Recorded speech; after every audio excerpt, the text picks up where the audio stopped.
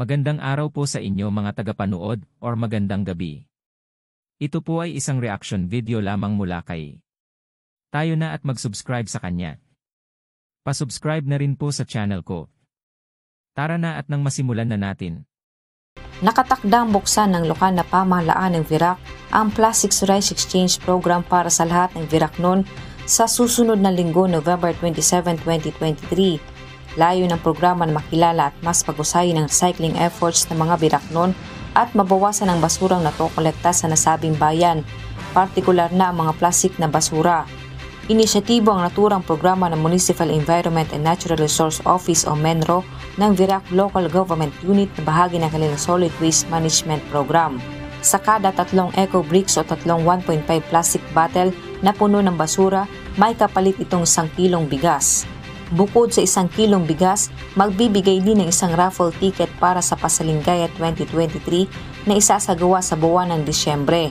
Nakalaan ang Plastics Rice Exchange Program para sa lahat ng residente ng munisipyo ng Virac sa edad na 15 anyos pataas na magpapasimula sa darating na November 27 hanggang December 8 sa ganap na alas 8 ng umaga hanggang alas 11 ng tanghali, alauna ng hapon hanggang alas 4 ng hapon sa Virac Plaza, Rizal.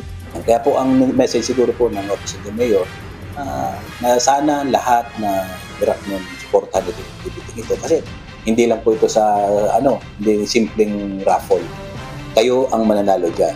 Kung marami kayong maiproduce na mga bottles, plastic to rice na program, marami kayong maiproduce na bote, ay di mas marami kayong tickets. The more tickets, the more chances of winning, of course.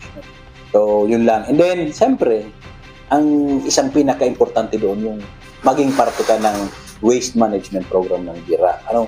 Na kailangan talaga natin. Ito nga, it's a social responsibility ng bawat isa sa atin na i-manage ang waste disposal. Target din ng bayan na makamit ang zero waste status sa pamamagitan ng suporta ng publiko sa programa.